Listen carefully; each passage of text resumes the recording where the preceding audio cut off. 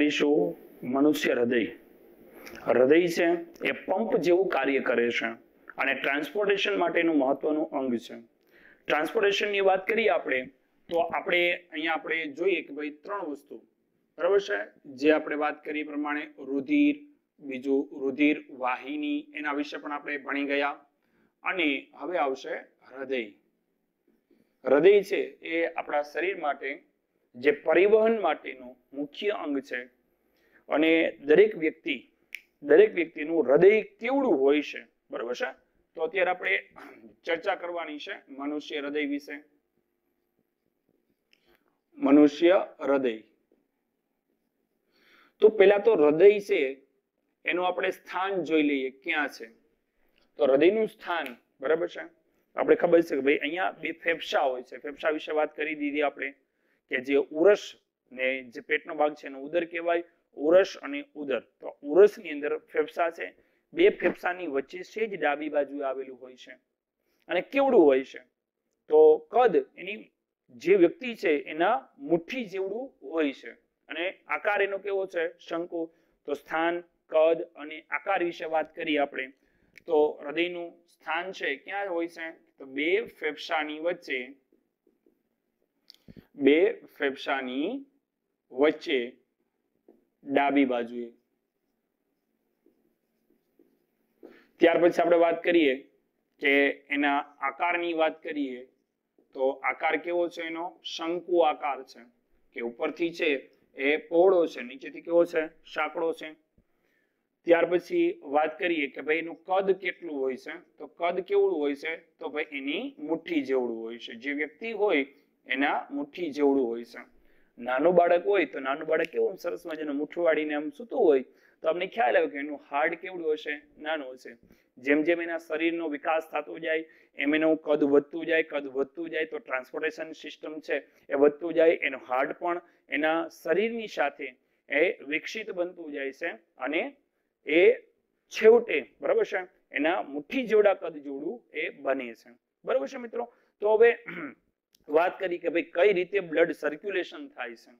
તો પેલા આપણે હૃદય છે તો હૃદયના જુદા જુદા ભાગ વિશે આપણે જોઈ લઈએ કે મનુષ્યનું હૃદય છે ને ચતુષ્ખંડી હૃદય છે બરાબર છે. તો જે ઉપર તરફના જે ખંડ છે બરાબર છે મિત્રો, ધ્યાન રાખજો કે ઉપર તરફના જે ખંડ છે એને શું કહેવામાં આવે છે? કર્ણક. તો અહીંયા પણ જે ઉપર તરફનું આ ખંડ છે એને શું કહેવામાં આવે છે? કર્ણક. તો એક ડાબુ કર્ણક હશે અને બીજું શું હશે? જમણું કર્ણક હશે. તો ઉપર તરફના જે ખંડ છે એને શું કીધા આપણે? કર્ણકો. નીચે તરફના જે ખંડ છે એને શું કહેવામાં આવે છે? ક્ષેપક. તો એની અંદર પણ આપણે જોઈએ કે ભાઈ એક ડાબુ ક્ષેપક હશે અને બીજું શું હશે? જમણું ક્ષેપક હશે. તો આપણું હૃદય ચતુષ્ખંડી શા માટે? ચાર ખંડનું શા માટે બનેલું છે? તો આપણા બોડીની અંદર ઓક્સિજન અને કાર્બન ડાયોક્સાઇડ યુક્ત રુધિર મિશ્ર ન થાય એટલા માટે કુદરતે આ વ્યવસ્થા કરેલી છે કે હૃદય છે એ ચાર ખંડનું બનેલું છે. અને કઈ રીતે આપણે વાત કરીએ તો જો હવે આ ઉભા જે ભાગ આપણે બે આડા ભાગ જોઈ લીધા. આડા જે બે ભાગ છે આ કર્ણકો છે, નીચે શું છે? ક્ષેપકો છે. હવે આપણે આમ જોઈએ બરાબર છે તો આ જમણો ભાગ છે અને આ કયો ભાગ છે? ડાબો ભાગ છે. તો જમણો જે ભાગ છે તો જમણા ભાગમાં શું આવશે? કર્ણકમાંથી ક્ષેપક. તો કર્ણકમાંથી ક્ષેપકમાં આવે તો અહીંયા છે ને વાલ્વની રચના આવેલી હોય છે. શું આવેલું હોય છે મિત્રો? અહીંયા વાલ્વની રચના આવેલી હોય છે. તો અહીંયા ત્રિદલ વાલ્વ હોય છે. જમણા કર્ણક અને જમણા ક્ષેપક વચ્ચે ત્રિદલ વાલ્વ હોય છે. એવી જ રીતે આપણે વાત કરીએ કે ભાઈ આ ડાબુ કર્ણક અને ડાબુ ક્ષેપક છે તો એની વચ્ચે અહીંયા શું આવેલું હોય છે? દ્વિદલ વાલ્વ આવેલા હોય છે. તો વાલ્વનું સ્થાન તમને ખ્યાલ આવી ગયો. વાલ્વનું કારણ શું? વાલ્વ છે એનું કાર્ય શું? શા માટે અહીંયા છે? તો એ કર્ણકમાંથી ક્ષેપકમાં રુધિર આવે તો પાછું ફરીથી એ જ દિશામાં પાછા કર્ણકમાં જઈ શકતા નથી. પછી ડાબુ હોય કે જમણું હોય એનું એક માર્ગીય વહન કરે છે. આપણે શિરાઓની પહેલા ભણી ગયા ત્યારે પણ મેં તમને વાત કરી હતી કે શિરા છે હંમેશા શિરા છે એમાં હૃદયગામી વાલ્વ હોય છે અને વાલ્વનું કાર્ય શું છે કે એક માર્ગીય વહન કરવાનું છે.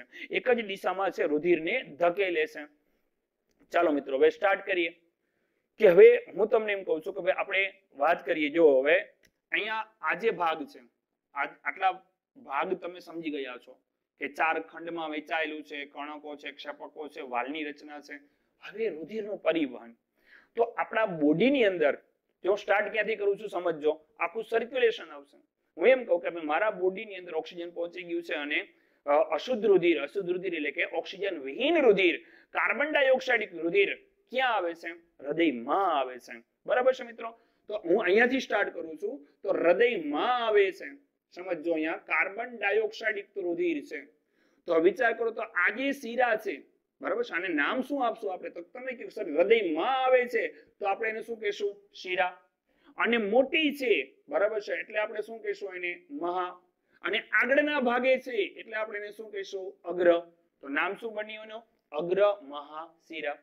તો અગ્ર મહાશિરા અને પશ્ચ મહાશિરા, કેમ કે આપણા શરીરમાં હૃદયથી ઉપર તરફના અને હૃદયથી નીચે તરફના અંગો, તો આખા શરીરનું જે અશુદ્ધ રુધિર એ ઠાલવશે. ક્યાં ઠાલવશે? જો એરો માર્ક જોતા જાજો. અત્યારે રુધિર ક્યાં આવે છે? બરાબર છે, આ ખંડમાં રુધિર પહોંચ્યું છે, એને શું કહેશું આપણે? જમણા કર્ણકમાં. તો આપણે સાથે સાથે લખતા પણ જઈએ કે શું થાય છે, આખું સર્ક્યુલેશન તમને સમજાવીશું. બરાબર છે મિત્રો? તો સૌપ્રથમ રુધિર અહીંયાથી સ્ટાર્ટ કરીએ છીએ, ક્યાં આવે છે?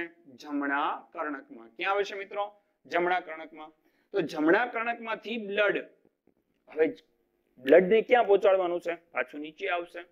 તો જ્યારે આનું સંકોચન થશે ત્યારે આનું શિથિલન થશે. એ પણ આપણે વાત કરી હતી કે જેમ કદ વધે ને, જેમ કદ વધે દબાણ ઘટે, દબાણ ઘટે તો બહારની જે કાંઈ પણ છે અંદર આવે ને, મેં તમને પેલા વાત કરી હતી. બરાબર છે? સાચોશાસ્ત્રી ક્રિયાવિધિમાં સેમ એવું જ થશે કે આનું શિથિલન થશે, કદ વધશે એટલે શું થશે? કે કાર્બન ડાયોક્સાઇડ યુક્ત રુધિર, બરાબર છે મિત્રો, ક્યાં આવશે? તો કે ભાઈ જમણા ક્ષેપકમાં આવશે. તો અહીં લખું છું, જમણા કર્ણકમાંથી અશુદ્ધ રુધિર છે એ ક્યાં આવે છે? જમણા ક્ષેપકમાં. ક્યાં આવે છે મિત્રો? જમણા ક્ષેપકમાં આવે છે. હવે જમણું ક્ષેપક, બરાબર છે, એનું શું થશે? હવે સંકોચન થશે. તો જમણું ક્ષેપક જ્યારે સંકોચાશે ત્યારે બ્લડ ક્યાં જશે? તમે માર્ગ જોઈ શકો છો કે અહીંયાથી, કેમ કે અહીંયા આંતરક્ષેપક દિવાલ છે એટલે અહીં દિવાલ કૂદીને તો જશે નહીં. આ બાજુ વાલ આવેલું છે તો અહીંયા પણ જશે નહીં. તો હવે આ રુધિર ક્યાં જશે? તો કે ભાઈ અશુદ્ધ રુધિર છે એ અહીંયાથી બહાર નીકળશે. હવે બહાર નીકળે છે, હૃદયમાંથી બહાર જાય છે. તો હૃદયમાંથી બહાર જાય છે તો આપણે એને શું કહેશું મિત્રો? ધમની. શું કહેશું? ધમની. હવે આની અંદર અશુદ્ધ રુધિર છે, જો આવ્યું ને કે ધમનીમાં શુદ્ધ રુધિર એવું નથી, અહીંયા ધમનીમાં અશુદ્ધ રુધિર છે, કાર્બન ડાયોક્સાઇડ યુક્ત રુધિર, અથવા એમ પણ કહી શકાય કે ઓક્સિજન વિહીન રુધિર છે. ક્યાં જશે? તો કે ફેફસામાં જશે શુદ્ધ થવા માટે અથવા તો ઓક્સિજન યુક્ત થવા માટે. તો જ્યાં જાય છે, બરાબર છે, એના આધારે હું નામ આપું છું ફુફ્ફુસીય ધમની. શું કહેવામાં આવે છે ને? ફુફ્ફુસીય ધમની. ધમની શા માટે ખ્યાલ આવી ગયો કે હૃદયમાંથી બહાર જાય છે? ફુફ્ફુસીય શા માટે? કારણ કે ફેફસામાં જાય છે. ત્યાં શું કરવા જાય છે? તો આપવા જાય છે. બરાબર છે ને? આપવા જાય છે. શું આપવા જાય છે? જો હું તમને શોર્ટ આકૃતિ દોરીને સમજાવી દઉં કે ચાલો હવે આ શું છે? તો કે ભાઈ ફેફસા છે. બરાબર છે મિત્રો? તો આ જે ફેફસા છે બંને, બરાબર છે મિત્રો, આ બંને ફેફસા, તો બંને ફેફસામાં તો શું થશે કે અહીંયાથી કાર્બન ડાયોક્સાઇડ રુધિર જશે. આપણે ભણી ગયા છે, તમને ખ્યાલ છે, વાયુ કોષોમાં જશે કાર્બન ડાયોક્સાઇડ, તો હવાથી ભરાઈ જશે વાયુ કોષો, એનું સંકોચન થશે. એનું સંકોચન થશે એટલે શું થશે? ઉચ્છ્વાસની ક્રિયા થશે. ઉચ્છ્વાસની ક્રિયા થશે. ચાલો, કાર્બન ડાયોક્સાઇડ વાયુ ગયો, કાર્બન ડાયોક્સાઇડ વાયુ ગયો. હવે શું આવે છે? ઓક્સિજન યુક્ત વાયુ. જો અહીંયા હું કલર ચેન્જ કરું છું, બરાબર છે. હવે અહીંયા શું થશે કે ઓક્સિજન યુક્ત હવા આવે છે. ઓક્સિજન યુક્ત હવા આવે છે, શ્વાસ લઈએ છીએ એટલે જો તમારે બે રિપીટ થઈ જશે. જે શ્વસન તંત્ર છે એ પણ તો થોડુંક તમને રિવાઇઝ થઈ જશે. તો અહીંયા કાર્બન, હવે અહીંયા ઓક્સિજન યુક્ત હવા આવે છે, ફેફસામાં આવે છે, બરાબર છે. ફેફસામાંથી પછી ક્યાં આવશે? તમને ક્યાં યાદ હોય તો રુધિર કેશિકાઓમાં, કેમ કે વાયુ કોષોની ઉપર રુધિર કેશિકાઓ હોય. રુધિર કેશિકા જોડાઈને શું બને છે? શિરિકા. શિરિકા જોડાઈને શું બને છે? શિરા બને છે. તો હવે આ ઓક્સિજન યુક્ત રુધિર, બરાબર છે, આ દેખાતો હશે તમને, અહીંયા ઓક્સિજન યુક્ત રુધિર, બરાબર છે, બંને ફેફસામાંથી આ બાજુ પણ હોય છે ને, તો બંને બાજુના ફેફસામાંથી એટલા માટે જ હવે સમજાણું હશે તમને કે હૃદયનું સ્થાન કુદરતે અહીંયા શા માટે રાખ્યું છે ફેફસાને, ફેફસાની વચ્ચે? અહીં માથામાં કાં ન રાખ્યું, અહીંયા પેટમાં કાં ન રાખ્યું? અહીંયા એટલા માટે રાખ્યું છે કે આપણે જે ઓક્સિજન હવા લઈએ છીએ, બરાબર છે, એ સીધી ક્યાં, બરાબર છે, એ હૃદયમાં થઈને શરીરના જુદા જુદા અંગમાં જશે. અશુદ્ધ હવા, બરાબર છે, અશુદ્ધ રુધિર છે એ આવે છે. તો જે શુદ્ધ થઈને જે આવે છે એ ફેફસામાંથી ડાયરેક્ટ સીધું જ કોને મળી શકે? હૃદયને મળી શકે. તો હવે અહીંયા જોઈ શકો છો આપ કે ઓક્સિજન યુક્ત હવા, બરાબર છે, રુધિર. તો આ ઓક્સિજન યુક્ત રુધિર છે ક્યાં આવે છે? હવે ડાબા કર્ણકમાં આવે છે મિત્રો, ડાબા કર્ણકમાં. તો ડાબુ કર્ણક છે, બરાબર છે, એ શિથિલ થતું હોય છે પહેલા. તો ડાબુ કર્ણક શિથિલ થાય એટલે શું થશે કે બંને બાજુના ફેફસાનું જે ઓક્સિજન યુક્ત રુધિર છે ક્યાં ઠલવાય છે? ડાબા કર્ણકમાં. હવે ડાબુ કર્ણક છે, હવે એનું શું થશે? સંકોચન. ડાબુ કર્ણક સંકોચન પામશે ત્યારે ડાબુ ક્ષેપક શું થશે? શિથિલ થશે. તો ડાબુ ક્ષેપક છે શિથિલ થશે એટલે શું થશે? અહીંયા ઓક્સિજન યુક્ત રુધિર છે એ ક્યાં આવશે? ડાબા ક્ષેપકમાં. તો ડાબા ક્ષેપકમાં ઓક્સિજન રુધિર આવી ગયું તો હવે એ સીધું ક્યાં જશે? હવે એનું સંકોચન થશે. કોનું સંકોચન થશે? ડાબા ક્ષેપકનું. તો ડાબો ક્ષેપક જ્યારે સંકોચન પામશે, સમજો, ત્યારે હવે એને જવા માટેનો માર્ગ ક્યાં? આમ ઉપર તો નહીં જઈ શકે, આ બાજુ આંતરક્ષેપક દિવાલો છે એટલે એ સીધું જ પ્રેશર થઈ, બરાબર છે, અને દબાણ પૂર્વક એ ક્યાં જશે? હૃદયની બહાર અને શરીરના જુદા જુદા અંગોમાં. તો આ જે ઓક્સિજન યુક્ત રુધિર છે એ શરીરના જુદા જુદા અંગોમાં જાય છે. તો જાય છે, બરાબર છે મિત્રો, એટલે આપણે શું કહેશું એને? ધમની. શું કહેશું એને? ધમની. મોટી છે એટલે શું કહેશું એને? મહાધમની. મહાધમની છે એ ઓક્સિજન યુક્ત રુધિરને શરીરના જુદા જુદા અંગોમાં પહોંચાડે છે. જ્યાં જ્યાં ગ્લુકોઝ હોય છે, બરાબર છે, દરેક કોષમાં ગ્લુકોઝ પહોંચી જાય છે. એવી જ રીતે આ રુધિર દ્વારા ઓક્સિજન પહોંચે છે. સમજો. તો હવે આપણે ઓક્સિજન પહોંચાડી દીધો. પાછું એકવાર રિવાઇઝ કરી લઈએ કે અશુદ્ધ રુધિર જે છે એ જમણા કર્ણકમાંથી ક્યાં આવે છે મિત્રો? જમણા કર્ણકમાંથી જમણા ક્ષેપકમાં. જમણા ક્ષેપકમાંથી ક્યાં આવશે મિત્રો? તો કે ભાઈ ફુફુસીય ધમનીમાં. ફુફુસીય ધમનીમાં શું થશે? તો બરાબર છે, ફુફુસીય ધમનીમાંથી ક્યાં જશે? તો કે ભાઈ ફેફસામાં જશે. ફેફસામાં કઈ ક્રિયા થશે? તો ફેફસામાં કાર્બન ડાયોક્સાઇડ વાયુ આપી દેશે અને ઓક્સિજન વાયુ છે, બરાબર છે, લઈ લેશે, રુધિરમાં ભળશે અને એને ક્યાં ઠાલવે છે ઓક્સિજન યુક્ત રુધિરને મિત્રો? તો એને ઠાલવે છે ક્યાં? ડાબા કર્ણકમાં. ક્યાં આવશે મિત્રો? ડાબા કર્ણકમાં. ચાલો આનાથી લખીએ આપણે, બરાબર છે. તો ડાબા કર્ણકમાં આવશે. ચાલો ડાબા કર્ણકમાં. હવે અહીંયા જોજો ઓક્સિજન યુક્ત રુધિર છે, અહીંયા કાર્બન ડાયોક્સાઇડ, અહીંયા ઓક્સિજન યુક્ત રુધિર. ડાબા કર્ણકમાંથી ક્યાં આવશે મિત્રો? તો ભાઈ ડાબા ક્ષેપકમાં આવશે. તો ડાબા ક્ષેપકમાંથી શું થશે એનું? તો ડાબા ક્ષેપકમાંથી ક્યાં જશે એ? તો ડાબુ ક્ષેપક છે એ ક્યાં જશે? મહાધમનીમાં. તો મહાધમની છે એ શાખામાં વેચાય છે. તો મહાધમની છે એ શાખામાં વેચાશે તો એને શું કહેવામાં આવે છે? ધમની. ધમની શાખામાં વેચાશે એને શું કહેવામાં આવે છે? ધમનિકા. ધમનિકા શાખામાં વહેંચાય છે, મજા આવે છે બધાને? રુધિર કેશિકા. શું કહેવામાં આવે છે? રુધિર કેશિકા. અહીંયા સમજો કે રુધિર કેશિકાની દિવાલ કેવી છે? પાતળી છે. કે અહીંયા જે ઓક્સિજન આવે છે, બરાબર છે મિત્રો, જે ઓક્સિજન આવે છે રુધિર કેશિકાની દિવાલ કેવી છે? પાતળી છે. એટલે ઓક્સિજન શું કરશે? આપી દેશે. ઓક્સિજન વપરાઈ જશે, બરાબર છે મિત્રો. ઓક્સિજન શું થશે? અહીંયા વપરાઈ જશે. તો ઓક્સિજન વપરાઈ જશે અને આવશે શું? તો ભાઈ કાર્બન ડાયોક્સાઇડ. કાર્બન ડાયોક્સાઇડ છે ક્યાં જોડાય છે? બરાબર છે, ક્યાં આવે છે? તો સિરિકામાં. સિરિકા ક્યાં આવે છે? શિરામાં. બરાબર છે, શિરા ક્યાં આવે છે? મહાશિરામાં. અને આ મહાશિરા ક્યાં આવે છે? જમણા કર્ણકમાં. અહીંયા રુધિર હવે કેવું હશે? કાર્બન ડાયોક્સાઇડ રુધિર. કેવું રુધિર હશે? કાર્બન ડાયોક્સાઇડ રુધિર. Carbon dioxide. તો હવે આખું જે આ બ્લડ સર્ક્યુલેશન છે ને, તમે સમજી ગયા હશો, બરાબર છે, કે પેલા અશુદ્ધ રુધિર ક્યાં આવે છે? તો ભાઈ અશુદ્ધ રુધિર જે છે એ ક્યાં આવે છે? તો મહાશિરા મારફતે ક્યાં આવશે? જમણા કર્ણકમાં. જમણા કર્ણકમાંથી અશુદ્ધ રુધિર ક્યાં આવશે? જમણા ક્ષેપકમાં. જમણો ક્ષેપક જ્યારે સંકોચન પામશે એટલે ક્યાં જશે? ફુફુસીય ધમનીમાં. ફુફુસીય ધમનીમાં જશે એટલે શું થશે? અહીંયા બંને ફેફસામાં જશે. ફુફુસીય ધમની જાય છે એટલા માટે અહીંયા શું કરશે? તો અહીંયા કાર્બન ડાયોક્સાઇડ વાયુ છે, બરાબર છે, એનો નિકાલ કરશે, ઓક્સિજન વાયુ આવશે. હવે ઓક્સિજન વાયુ જે આવે છે રુધિરમાં ભળે છે, તો ઓક્સિજન યુક્ત રુધિર છે, બરાબર છે, બંને ફેફસામાંથી ક્યાં આવે છે? ડાબા કણકમાં. ડાબુ કણક સંકોચન પામે છે ત્યારે શિથિલના થાય છે ડાબુ ક્ષેપક. ડાબુ ક્ષેપકમાં ઓક્સિજન રુધિર આવી ગયો, પછી વળી પાછું શું થશે? એનું સંકોચન થશે. આનું સંકોચન થશે એટલે શું થશે? ફરીથી રુધિર ક્યાં જશે? મહાધમનીમાં. મહાધમની છે ક્યાં જશે? ધમનીમાં. ધમની ક્યાં જશે? ધમનિકામાં. શરીરના જુદા જુદા અંગોની અંદર પહોંચશે.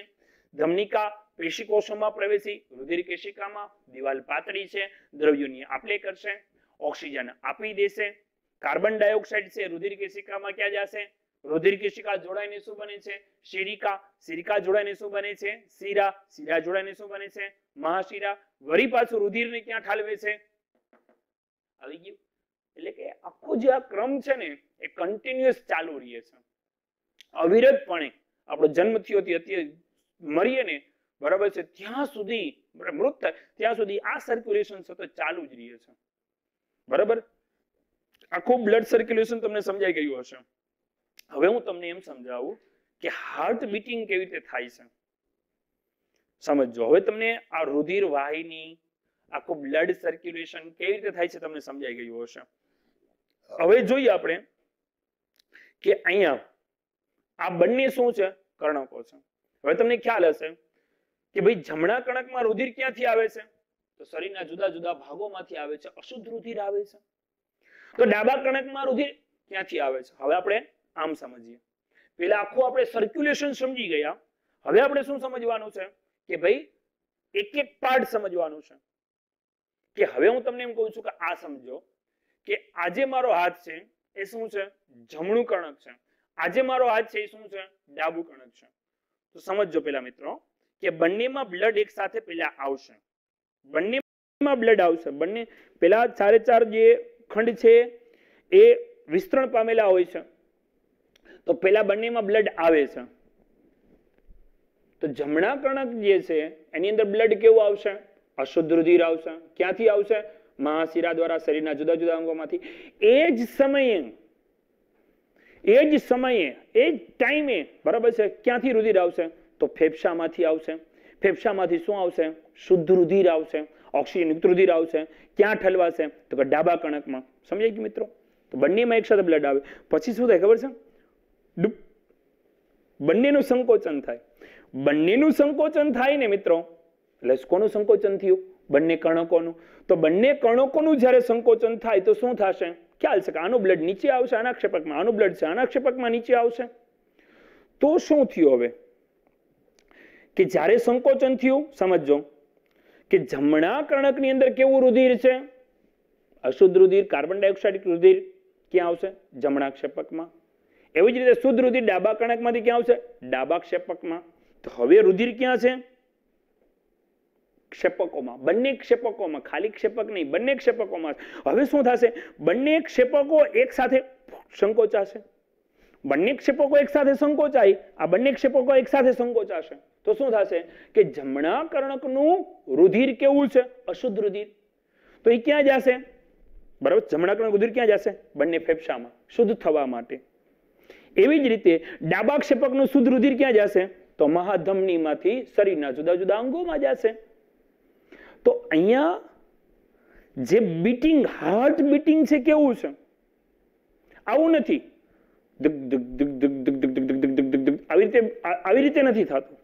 હાર્ટ બીટિંગ કેવી રીતે થાય છે?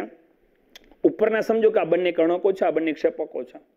કેવી રીતે હાર્ટ બીટિંગ થશે? જોજો મિત્રો, પેલા બંનેમાં બ્લડ આવશે, પછી આ સંકોચન પામશે, એટલે બ્લડ ક્યાં છે અત્યારે? નીચે. વળી પાછું શું થશે? ક્ષેપકો સંકોચાશે, તો બ્લડ ક્યાં ગયું? બે જુદી જુદી જગ્યાએ ગયું ને. બે ક્ષેપકો છે એટલે એક ફેફસામાં ગયું શુદ્ધ રુધિર શુદ્ધ થવા માટે, અને શુદ્ધ રુધિર ક્યાં ગયું? શરીરના જુદા જુદા અંગોમાં, મહાધમની, ધમની, ધમનિકા. વળી પાછું શું થશે? જે અવાજ આવે છે ને આપણા હાર્ટબીટમાં, જે અવાજ આવે છે ને એ અવાજ કઈના છે? આના છે, કે એનું સંકોચન અને વિસ્તરણ થાય છે એના અવાજ છે. બરાબર છે? જોજો હવે તમે સમજી જશો. બ્લડ ક્યાં? હું કહીશ નહીં, હવે તમારે સમજવાનું છે બ્લડ ક્યાંથી ક્યાં આવે છે. જોજો, આવ્યું બ્લડ. ડૂબ ડૂબ ડૂબ ડૂબ ડૂબ ડૂબ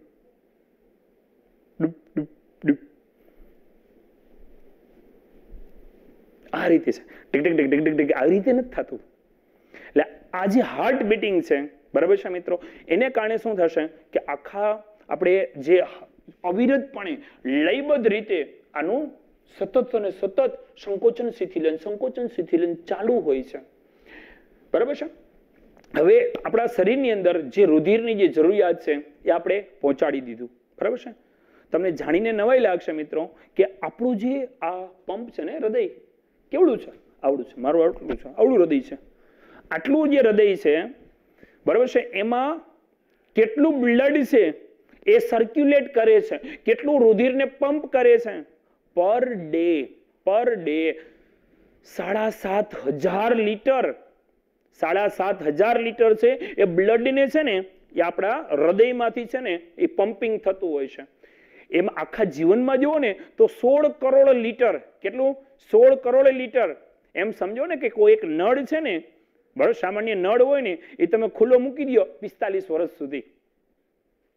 એટલું આ જે છે ને આ પંપ જેવો તેવો નથી, પાણીની મોટર છે હાલતા બાંધવી પડે એવી આ નથી, આ કુદરતે બનાવેલી છે, સતત અને સતત જે અવિરતપણે કાર્ય કરે છે, બરાબર છે મિત્રો. તો આ જે છે આપણે હૃદય વિશે, બરાબર છે, કે હૃદય કઈ રીતે કામ કરે છે એના વિશે આપણે ખ્યાલ મેળવ્યો. હવે હૃદય છે એમાં રુધિરનું જે પરિવહન થાય છે મિત્રો, તો એમાં આપણે જોયું કે ભાઈ બેવડું પરિવહન છે, હૃદય ચતુષ્ખંડી છે. તો શા માટે એ હવે આપણે જોઈશું. વિદ્યાર્થી મિત્રો, આપણે હૃદયમાં કઈ રીતે રુધિરનું વહન થાય છે એના વિશે આપણે જોઈ ગયા કે આપણને ખ્યાલ છે કે ભાઈ હૃદયના જો આપણે પાર્ટ પાડીએ, બરાબર છે, તો ચતુષ્ખંડી હૃદય છે આપણું. તો ચતુષ્ખંડી હૃદય હોવાનું કારણ શું છે એ આપણે સમજવાનું છે. તો મિત્રો અહીંયા એક આકૃતિ જે છે આના દ્વારા આપણે સમજાવેલું છે. જો હું છે ને આમ હૃદયના છે ને આમ બે ઊભા ભાગ કરું છું, સમજજો. તો હવે જે આ ઊભા જે બે ભાગ છે, બરાબર છે, સમજી લેજો કે હું તમને એમ કહું છું કે ભાઈ આ જે છે હું બ્લુ કલરનું કરેલું છે, સમજો કે આખા શરીરના કોષો છે, આ શું છે, શરીરના કોષો છે. તો શરીરના કોષોમાંથી શું થશે તો કાર્બન ડાયોક્સાઇડ રુધિર છે, બરાબર છે મિત્રો. તો આ કાર્બન ડાયોક્સાઇડ રુધિર છે ક્યાં જશે, બરાબર છે, તમને ખ્યાલ છે કે ભાઈ એ હૃદયમાં જશે. તો હૃદયમાં જશે તો હૃદયમાં જઈ અને જમણા કણકમાંથી જમણા ક્ષેપકમાં અને અહીંયાથી શુદ્ધ થવા માટે ક્યાં જશે એ મિત્રો ફેફસામાં. તો એનો મતલબ એમ કે આ જે છે એ શું છે, ફેફસા છે. તો અહીંયા શું થશે કે ફેફસામાં પાછું શું થશે તો ભાઈ અહીંયા ઓક્સિજન યુક્ત રુધિર છે આવે છે. તો કાર્બન ડાયોક્સાઇડ રુધિરનો નિકાલ થયો, ઓક્સિજન યુક્ત રુધિરનો આવે છે. જો અહીંયા કલર ચેન્જ કરું છું, બરાબર છે મિત્રો, સમજો. તો અહીંયા રુધિર કેવું આવે છે તો કે ભાઈ ઓક્સિજન યુક્ત રુધિર આવે છે. તો આ ઓક્સિજન યુક્ત રુધિર છે એ ક્યાં આવે છે, તમને ખ્યાલ જ છે ક્યાં આવે છે, એ ડાબા કર્ણકમાં. ડાબા કર્ણકમાંથી ક્યાં જશે, ડાબા ક્ષેપકમાં. તો ડાબા ક્ષેપકમાં જશે, ડાબા ક્ષેપકમાંથી ક્યાં જશે, એ મહાધમનીમાં. મહાધમનીમાંથી ક્યાં જશે તો આ બ્લડ તમે જોઈ શકો છો શરીરના જુદા જુદા અંગોમાં. એનો મતલબ એમ કે આ બાજુ જે છે એ કેવું રુધિર છે, ઓક્સિજન યુક્ત રુધિર છે, અને આ બાજુ છે કેવું રુધિર છે, કાર્બન ડાયોક્સાઇડ રુધિર છે. અહીંયા શું થાય છે કે જે આ અલગ કલરથી મેં દર્શાવેલું છે મિત્રો, જો કે આ અશુદ્ધ રુધિર છે, આ શુદ્ધ રુધિર છે, તો એ ક્યાંય મિશ્ર નથી થતું. અહીંયા શું થાય છે કે જે ઓક્સિજન યુક્ત રુધિર જે ફેફસામાંથી ઓક્સિજન યુક્ત રુધિર આવે છે એ શું થાય છે, શરીરના કોષોમાં જાય છે, ઓક્સિજન વપરાઈ જાય છે. કાર્બન ડાયોક્સાઇડ વાયુ છે, બરાબર છે, કાર્બન ડાયોક્સાઇડ વાયુ એ સીધો ક્યાં ભળે છે પછી પ્લાઝમા દ્વારા, બરાબર છે, તમને ખ્યાલ છે. પ્લાઝમા દ્વારા રુધિર રસમાં થઈ અને રુધિર દ્વારા ક્યાં આવે છે તો એ જમણા કર્ણકમાંથી જમણા ક્ષેપકમાંથી ફેફસામાં જાય છે. તો એનો મતલબ એમ કે આ ડાબી બાજુનો જે ભાગ છે એ શુદ્ધ રુધિર ધરાવે છે અને આ બાજુનો જે ભાગ છે એ શું ધરાવે છે, ઓક્સિજન વિહીન કાર્બન ડાયોક્સાઇડ રુધિર અથવા તો અશુદ્ધ રુધિર ધરાવે છે. તો અહીંયા આપણે જોયું કે આ રચનામાં, બરાબર છે, આપણે જે હાર્ટની રચનામાં ક્યાંય ઓક્સિજન યુક્ત રુધિર અને કાર્બન ડાયોક્સાઇડ રુધિર છે એ મિશ્ર થતું નથી. શું જરૂરિયાત છે, શા માટે ચતુષ્ખંડી હૃદય? ચતુષ્ખંડી હૃદય સમજાઈ ગયું કે રુધિર મિશ્ર થતું નથી. તો એનાથી બેનિફિટ શું થશે કે જ્યારે ઓક્સિજન અને કાર્બન ડાયોક્સાઇડ રુધિર મિશ્ર ન થાય એનો મતલબ એમ કે આપણને ઓક્સિજનનો પૂરતો પુરવઠો, બરાબર છે, એની જે ક્વોન્ટિટી જેટલી આપણે જોઈએ છીએ, કારણ કે આપણે એરેબિક રેસ્પિરેશન કરીએ છીએ, જારક શ્વસન કરીએ છીએ, અને જારક શ્વસનમાં ખાસ કરીને આપણે વાત કરીએ તો સસ્તન સમુદાય અને પક્ષીઓ, સસ્તન સમુદાય અને પક્ષીઓ તો એને ઉર્જાની જરૂરિયાત વધારે હોય છે. તમે કહો સર ઉર્જાની જરૂરિયાત તો બધાને હોય છે, પણ અહીંયા સમ સ્પેશિયલ સમજજો. કારણ કે હું તમને એમ કહું કે ભાઈ જે પક્ષીઓ અને સસ્તન સમુદાયના જે પ્રાણીઓ છે એ શું કરે છે કે તે ટેમ્પરેચર મેન્ટેન કરવા માટે, ટેમ્પરેચર મેન્ટેન સમજો, તાપમાન છે એને નિયમન કરવા માટે, તાપમાનનું નિયમન કરવા માટે શું થશે મિત્રો કે એ પર્યાવરણ ઉપર આધારિત નથી,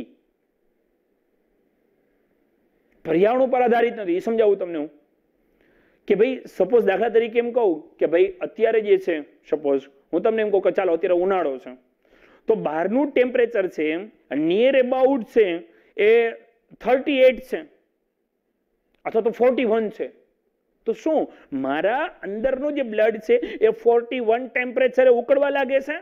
ના મિત્રો, નથી થતું એવું. તમને ખબર છે દેડકો છે ને એ ઉનાળાની અંદર છે ને ગ્રીષ્મ સમાધિમાં, શિયાળામાં શીત સમાધિમાં વયા જાય છે. કારણ શું છે ભાઈ? એ મેન્ટેન નથી કરી શકતા. ઉભયજીવી છે, સરીસૃપ છે, એ શું કરે છે તમને ખબર છે? દર નિવાસી છે કે તમે એકદમ આપણે જેવી તો એને લટાર મારીએ છીએ તડકાની અંદર રખડવા નીકળી જાય છે. તમે કોઈ સરીસૃપને જોયા એકદમ તડકામાં આવી રીતે બહાર? નથી જોતા. શા માટે? કારણ કે ટેમ્પરેચર છે એ પોતાની જાતે મેન્ટેન કરી શકતા નથી. તો આપણે ટેમ્પરેચર મેન્ટેન કરવું પડે છે. તો આપણે ટેમ્પરેચર જે મેન્ટેન કરીએ છીએ, બરાબર છે. હું તમને એક સિમ્પલ ઉદાહરણ આપું. ચાલો અત્યારે ફૂલ તડકો છે, બહારનું ટેમ્પરેચર છે એ વધારે છે, તો હું જે રૂમમાં છું તો એ રૂમમાં તો એકદમ એને સરસ મજાની ઠંડી ઠંડી હવા આવે છે. તો તમે કહો સર એસી ચાલુ રાખ્યું તો આવે જ ને. તો એનો મતલબ શું કે ભાઈ બહારનું જે ટેમ્પરેચર છે એ મારે અંદર જોતું નથી. તો એટલા માટે મારે શું કરવું પડશે? ખર્ચો કરવો પડે ને. સમજાય છે? મારે ઉનાળામાં મારે ઠંડુ ઠંડુ પાણી પીવું છે તો એના માટે ખર્ચો કરવો પડે. શેનો ખર્ચો કરવો પડે? તો રેફ્રિજરેશનનો કરવો પડે, બરાબર છે. એર કુલર છે, એર કન્ડિશનર છે, એનો ખર્ચો કરવો પડે. એ ઉર્જા આપવી પડે, એનર્જી આપવી પડે. ત્યારે શું થાય છે? એ ટેમ્પરેચર છે ને એ મેન્ટેન થાય છે. તો અહીંયા આપણે પણ એવું જ કરવું પડે. તો આપણે પણ કંઈક ખર્ચવું પડે ઉર્જા. તો આપણે જે ખર્ચીએ છીએ ને, આપણે કોની વાત કરીએ છીએ અત્યારે મિત્રો? પક્ષી અને સસ્તન. કોની વાત કરું છું? પક્ષી અને સસ્તન જે સમુદાય જે છે, બરાબર છે. તો એમાં હૃદય કેવું હોય છે? ચતુષ્ખંડી હૃદય હોય છે. શા માટે ચતુષ્ખંડી હૃદય હોય છે? તો O2 અને CO2 યુક્ત રુધિર છે એ મિશ્ર થતું નથી, બરાબર છે. અને શા માટે? તો વાત કરી કે ભાઈ આવા જે પક્ષી અને સસ્તન છે તો એને ઉર્જાની જરૂરિયાત કેવી હોય છે? વધુ હોય છે. શા માટે? કારણ કે એ તાપમાન નિયમન કરે છે, તાપમાનનું નિયમન કરે છે. એટલા માટે એને ખર્ચો કરવો પડે ઉર્જાનો. અને કયા સ્વરૂપે છે? એટીપી સ્વરૂપે ઉર્જા વપરાય છે. તો વધારે ઉર્જા આપણને ક્યારે મળે? તો તમે કહો સર વધુ ને વધુ ગ્લુકોઝનું ઓક્સિડેશન થાય ત્યારે. વધુ ગ્લુકોઝનું ઓક્સિડેશન ક્યારે થાય? તો વધુ ઓક્સિજન મળે ત્યારે. વધુ ઓક્સિજન ક્યારે મળે? તો રુધિર મિશ્ર ન થાય ત્યારે. તો રુધિર ક્યારે મિશ્ર ન થાય? તો હૃદય છે કેવું હોવું જોઈએ? ચતુષ્ખંડી હૃદય હોવું જોઈએ. ચતુષ્ખંડી હૃદયને કારણે, બરાબર છે. એટલા માટે આપણું જે ટેમ્પરેચર છે ને શિયાળાની અંદર છે ને આપણા અંદર જે બ્લડ જામી નથી જાતું, બરાબર છે. આપણે શું કરીએ છીએ? આપણું બોડી છે ને ઓટોમેટિકલી શું કરે છે કે પોતે ખર્ચો કરે છે, ઉર્જા વાપરે છે, એટીપી સ્વરૂપે છે એ ખર્ચો કરી અને શું કરે છે? ટેમ્પરેચર મેન્ટેન કરે છે. તો એટલા માટે અહીંયા જે હૃદય છે એ કેવું હોવું જોઈએ? આપણું ચતુષ્ખંડી છે. એનું કારણ એકદમ સરસ રીતે તમને સમજાઈ ગયું હશે મિત્રો.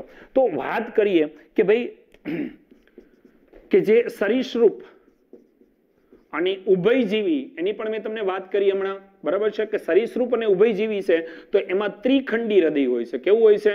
ત્રિખંડી હૃદય હોય છે.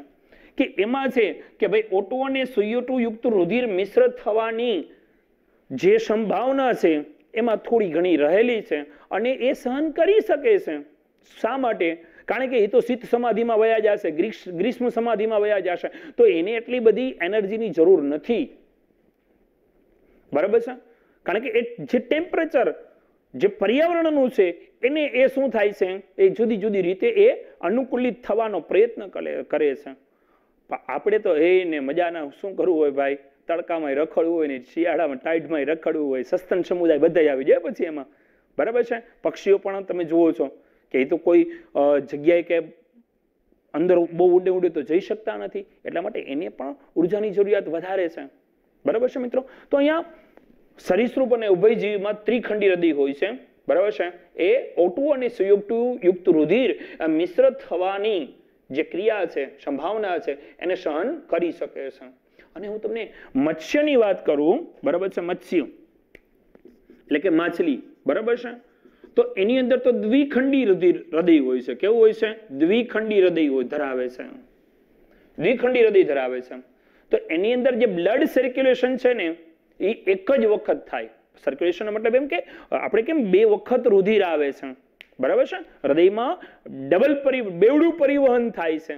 બરાબર છે? ઓક્સિજન યુક્ત રુધિર આવે છે, કાર્બન ડાયોક્સાઇડ રુધિર આવે છે, અને પમ્પિંગ થઈને બે જગ્યાએ જાય છે, અલગ અલગ જગ્યાએ. કે અહીંયાથી ફેફસામાં જાય છે અને બરાબર છે, અને અહીંયાથી ડાબા ક્ષેપકમાંથી ક્યાં જશે? શરીરના જુદા જુદા અંગોમાં જશે. તો અહીંયા તો માછલીની અંદર આપણે વાત કરીએ તો માછલી છે તો એમાં શું છે? દ્વિખંડી હૃદય છે. તો એક જ વખત બ્લડ આવે છે. સમજાવું તમને વધારે વ્યવસ્થિત રીતે. બરાબર છે? કે આ માછલી છે, બરાબર છે. મેં તમને આની પહેલા ગઈકાલે પણ આ વાત સમજાવેલી હતી કે જે ઝાલર ફાટ છે, બરાબર છે, અહીંયા જે ઝાલર ફાટ આવેલી હોય છે, તો એ શું કરે છે કે ઝાલર ફાટમાંથી રુધિર ડાયરેક્ટ સીધું ક્યાં આવી જાય છે? શરીરના જુદા જુદા અંગોમાં. આપણે ડાયરેક્ટ ફેફસામાંથી સીધું રુધિર જાય છે શરીરના જુદા જુદા અંગોમાં? ના બેટા ના. ક્યાં જાય છે? હાર્ટમાં. અને હાર્ટમાં થઈ અને પછી શરીરમાં જાય છે અને પાછું હૃદયમાં આવે છે ને.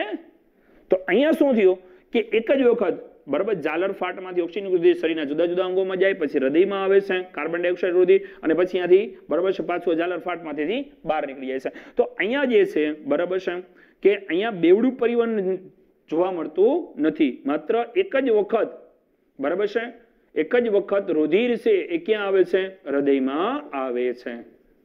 બરાબર છે? જ્યારે આપણે બેવડું પરિવહન આપણે કહેવામાં આવે છે, કારણ કે O2 યુક્ત રુધિર અને CO2 યુક્ત રુધિર છે એ બંનેને અલગ કરવા માટે ચતુષ્ખંડી હૃદય છે, અને બંનેનું અલગ અલગ પરિપથમાં, કે જે તમે આમ જે મેં ફિગર ડ્રો કરી છે, બરાબર છે, એમાં તમે બહુ સરસ રીતે તમે સમજી શકો છો કે અહીંયા તમે જોઈ શકો જમણી બાજુ છે, બરાબર છે, માત્ર અશુદ્ધ રુધિર, ડાબી બાજુ માત્ર શુદ્ધ રુધિર. બરાબર છે મિત્રો? તો અહીંયા આ ચતુષ્ખંડી હૃદય હોવાને કારણે આ પોસિબલ બન્યું, બાકી શક્ય નથી. એટલા માટે, બરાબર છે, તો અહીંયા પક્ષીઓમાં આપણા ટૂંકા પ્રશ્ન અલગ અલગ રીતે પૂછાઈ શકે કે શા માટે ચતુષ્ખંડી હૃદય આપણે ધરાવીએ છીએ. પછી ટૂંકા પ્રશ્નમાં એમ પૂછાઈ શકે કે ભાઈ ત્રિખંડી હૃદય ધરાવતા સમુદાયના નામ જણાવો. માછલી છે તો એમાં રુધિરનું વહન કઈ રીતે થાય છે? તો આ બહુ નાના નાના ટૂંકા પ્રશ્નો થશે કે જ્યારે આપણે આ વાત કરી કે શા માટે મનુષ્યનું હૃદય ચતુષ્ખંડી છે, તો એ થોડોક 2 થી 3 માર્કમાં પૂછાઈ શકે. અને આની જે ફિગર છે મિત્રો, બરાબર છે, પણ ખૂબ જ અગત્યની છે, તો એની પણ તમારે પ્રેક્ટિસ કરવાની રહેશે. અને જે આપણે ટોપિક આપણે લઈએ તો એની અંદર તમારે NCERT બુકમાં તમારે ખાસ તમારે અંડરલાઈન કરવાની છે કે જેથી તમને રિવિઝન કરવામાં પણ સરળતા રહે અને તમને સરળતાથી બધું સમજાઈ જાય. બરાબર છે મિત્રો? હૃદય છે એના વિશે તમને હવે સંપૂર્ણ ખ્યાલ આવી ગયો હશે, અને પ્રેક્ટિસ કરજો અને સરસ રીતે તૈયારી પણ કરજો.